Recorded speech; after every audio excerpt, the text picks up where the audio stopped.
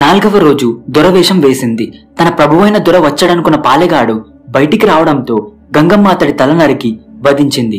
పాలెగాడి నుంచి విముక్తి ప్రసాదించినందుకు గాను తిరుపతితో పాటు ఆ చుట్టుపక్కల గ్రామాల వారు ప్రతి సంవత్సరం గంగమ్మ జాతరను నిర్వహిస్తారు. తమిళ సాంప్రదాయ ప్రకారం చిత్రనెల చివరి మంగళవారం అర్ధరాత్రి చాటింపు వేస్తారు.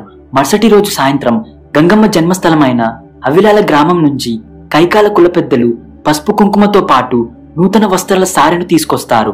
ఈ పసుపు కుంకుమలను అర్ధరాత్రి 12 గంటలకు తిరుపతి పొలిమేరలో చల్లుతూ జాతర పూర్తయ్యే వరకు ప్రజలెవ్వరూ ఆ పొలిమేర దాటకూడదని చాటింపు వేస్తారు. ఆ తర్వాత రోజు నుంచి జాతరలో భక్తులు విచిత్రమైన వేషాలు వేస్తారు. మొదటి రోజున వేసే బైరాగి వేషం కామాన్ని జయించడానికి, రెండవ రోజు బండ వేషాన్ని మనిషి కష్టనష్టాలకు కృంగిపోకుండా బండలాగా ఉండాలని, మూడవ రోజు తోటి వేషం, దీన్ని చిన్నపిల్లలు ఎక్కువగా వేస్తారు. నాలుగవ రోజు వేసే దొరవేషంతో నృత్యాలు చేస్తూ ఊరంతా తిరిగిన తర్వాత మొక్కులు చెల్లించుకుంటారు. నాలుగవ రోజు పాలెగాని చంపిన గంగమ్మ ఐదవ రోజు మాతంగి రూపంలో పాలెగాని ఇంటికెళ్లి దుఃఖంలో ఉన్న ఆయన భార్యను ఓదారుస్తుంది. అలా ఐదవ రోజు భక్తులు మాతంగి వేషాన్ని వేస్తారు. పురుషులు మీసాలతోనే ఆడవేషాన్ని వేస్తారు. పట్టుచీర కట్టుకొని ఒంటి నిండా బంగారం వేసుకొని మెడలో నిమ్మకాయల దండతో పాటు పూలమాల ధరిస్తారు.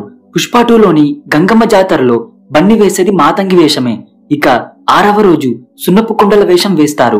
ఏడవ రోజు సప్పరాల ఉత్సవం జరుగుతుంది. గోపురాల్లా ఉండే సప్పరాలను తయారు చేసి వాటిని శరీరంపై నిలబెట్టుకొని నృత్యాలు చేస్తారు. అలా చేయడం వల్ల తమ కోరికలు తీరుతాయని భక్తుల నమ్మకం. అదే రోజు కైకాల కులంలోని వారు నీలం రంగు ద్రవంతో బంకమట్టిని కలిపి అమ్మవారి రూపాన్ని తయారు చేస్తారు. అర్ధరాత్రి తరువాత ఆలయం ముందే తయారు చేసిన రూపాన్ని ప్రతిష్ఠిస్తారు.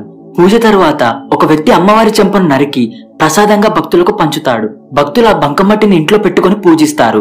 భారీగా జంతు బలులు, ఇక అమ్మవారిని పచ్చి బూతులు తిడుతూ తమ భక్తిని చాటుకుంటారు. అమ్మవారిని ఎంత తిడితే అంత శాంతిస్తుందట. ఇదండి గంగమ్మ జాతర వెనుకున్న అసలు కథ.